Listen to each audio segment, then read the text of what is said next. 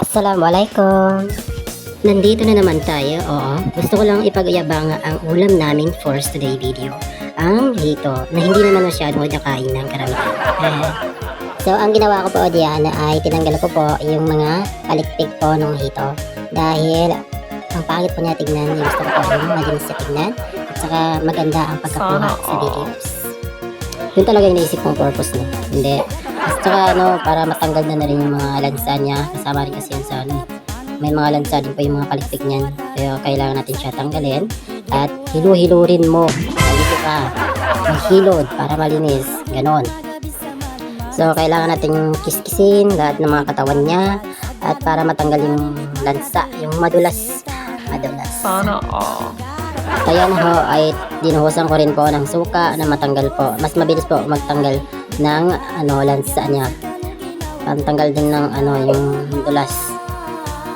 Tapos pagkatapos natin siyang linisin, kailangan natin putol-putulin. I-budget po natin siya para pamagkasya po sa amin lahat. Bilang isang taga-budget, binibilang ko pa po yan isa-isa kung ilan kami lahat sa bahay. Charing. Minsan nga, kukuhanan ko pa sila ng ID nila. Joke lang po. Para pag naluto, tatawagin na lang, yun, pila, parang bigayan ng bigas, gano'n. Tuloy-tuloy lang tayo sa paghugas hanggang matanggal yung mga balat niya. Charot lang, hindi po. Basta, lagyan natin siya ulit ng suka para mawala talaga lahat ng lansa. Kasi po malansa po talaga ang hito, kaya kailangan siya hilod-hilurin talaga at gas-ugasan ng paulit-ulit para hindi matanggal po lahat ng lansa. After natin malinisan ng hito, punta na tayo sa exciting part. Buksan ang kalan, antayin uminit ang kawali at ilagay po natin ang ating mamahaling oil. Pag mainit na, ilagay ang sibuyas, luya. Halu-haluin hanggang maamoy na natin ang aroma nito at magiging brown na po silang lahat. Next naman po ang ating hito. Ayan po. Takpan. Buksan at halu-haluin hanggat kumapit yung lasa ng ating mga ingredients. Lagyan ng sili green.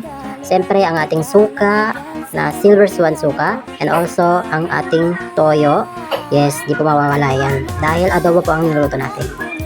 So, lagyan ng tubig, 2, 3, 4. Ayan po yung kapatid ko, naglalaba po yan. Takpan, at maglaba po tayo. Antayin lang habang inaantay natin na maluto yung ating adobong hito. Isampay na lang muna natin yung ating nilabahan. Dahil naglalaba po ako ngayon at nagluluto. Pinagsasabay ko po yan. At kung napapansin niyo po, lagi pong Silver Swan ang gamit namin panluto. Masarap po talaga ang Silver Swan. Hindi po ito sponsor pero yan po talaga ang paborito naming pangsahog sa adobo po. Masarap po siya. Walang halong biro. Pero shout out sa iyo Silver Swan. The Kenneman. Charot lang.